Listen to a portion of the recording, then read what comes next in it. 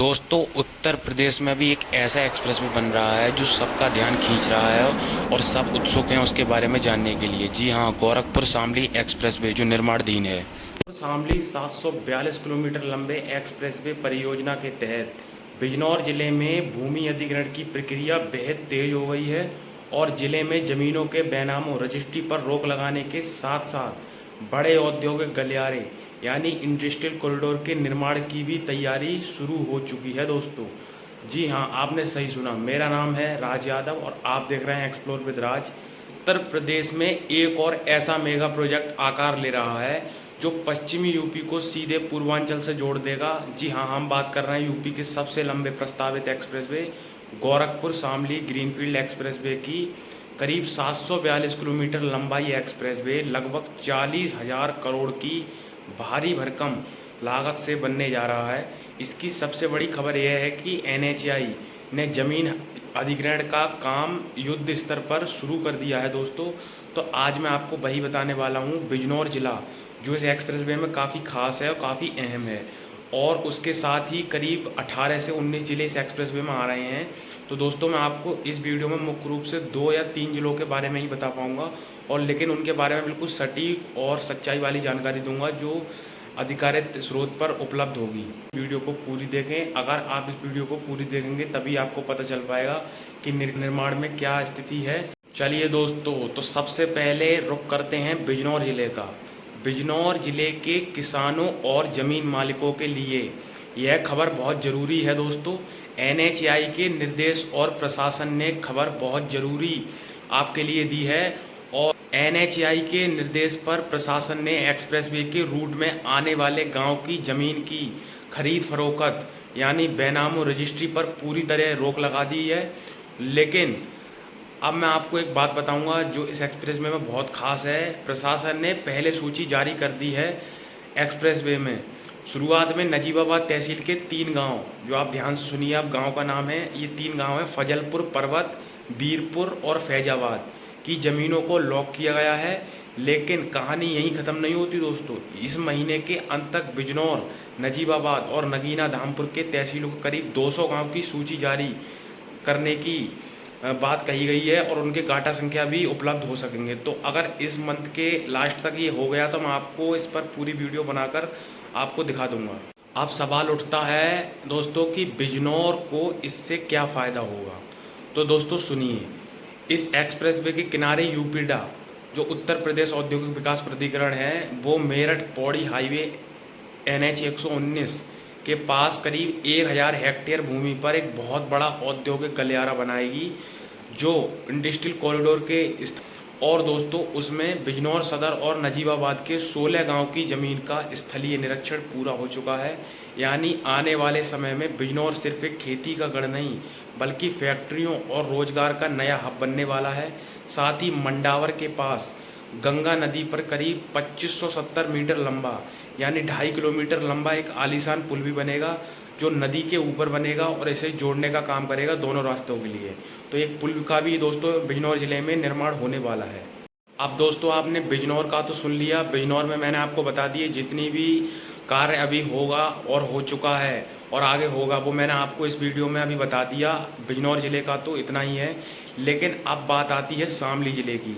यहाँ से ही express way शुरुआत हो रहा है यानी शुरुआती बिंदु जो है शामली ज़िले में है। गोगवान जलालपुर नाम से गांव है, वहाँ से इस एक्सप्रेस वे की शुरुआत होगी और वहीं से एक्सप्रेस वे ये आगे बढ़ेगा। तो बिजनौर से थोड़ा आगे बढ़े तो इस एक्सप्रेस वे का शुरुआती पॉइंट शामली जिला ही सबको पता है। शामली के लिए अपडेट यह है कि यहाँ ज़मीन अधिग्रहण की प्रक्रिया बिजनौर से भी दोस्तों एक कदम आगे है क्योंकि यह 6 लेन एक्सप्रेस वे शामली के थाना भवन ब्लॉक से शुरू होने जा रहा है। थाना भवन ब्लॉक से ये दोस्तों शुरू होगा गोगवान जलालपुर नामक गांव से।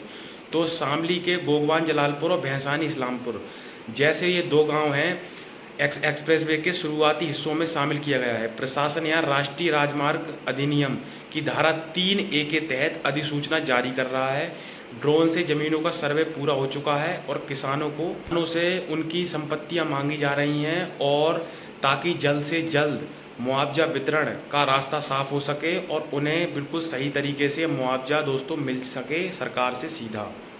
दोस्तों शामली से कनेक्ट होने से सबसे बड़ा फ़ायदा यह होगा कि यह एक्सप्रेसवे आगे चलकर हरियाणा के पानीपत और दिल्ली देहरादून एक्सप्रेसवे से जुड़ जाएगा। आपको पता होगा कि पानीपत तक इसका विस्तार होगा और पूर्व में इसका भी विस्तार होगा जो कुशीनगर तक होगा, और इधर हरियाणा में पानीपत तक होगा इसका विस्तार।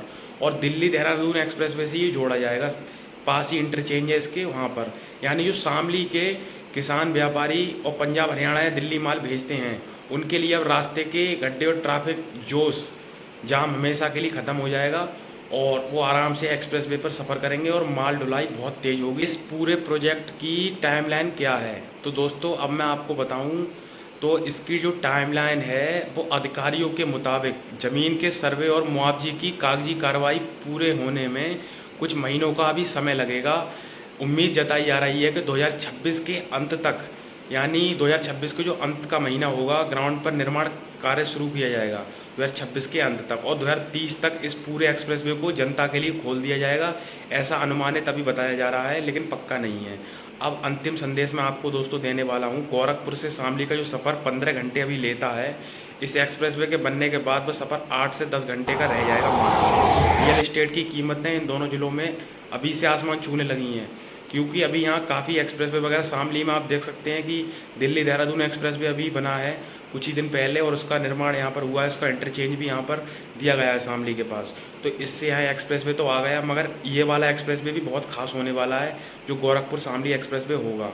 और अगर आपका भी गांव इस रूट में आ रहा है तो आप हमें बताएं कमेंट करके, और प्लीज़ ये विशाल एक्सप्रेसवे उत्तर प्रदेश ही नहीं बल्कि पड़ोसी राज्य को भी दोस्तों छूने वाला है, और ये एक्सप्रेसवे नेपाल की बॉर्डर सीमा तक और हरियाणा बॉर्डर तक अपनी सीमा शेयर करेगा, और इससे कई ज़िलों को सीधा फ़ायदा होगा, जैसे श्रावस्ती और कुशीनगर, और हरियाणा में पानीपत, करनाल और चंडीगढ़ जैसे शहरों में आप आसानी से जा सकते हैं। शामली से गोरखपुर जाने के साथ साथ ये भी सफ़र बहुत ज़्यादा आसान होने वाला है दोस्तों।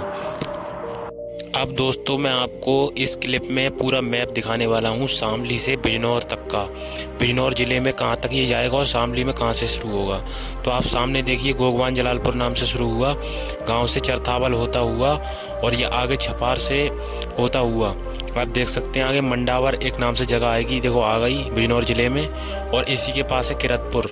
वहाँ से आगे ये होता हुआ नेटौर और धामपुर की ओर बढ़ेगा, और यहीं बिजनौर ज़िला है पास में। वीडियो को लाइक करें और मेरे चैनल को सब्सक्राइब कर दें, और वीडियो अंत तक देखा कीजिए दोस्तों, क्योंकि आप अंत तक अगर देखेंगे तभी आपको जानकारी इसमें पता चल पाएगी। दोस्तों ये थी मेरी बिजनौर और शामली ज़िले की अपडेट, जिसमें मैंने दोनों ज़िलों का आपको अपडेट दिया लेटेस्ट, और दोनों ज़िलों के बारे में बताया।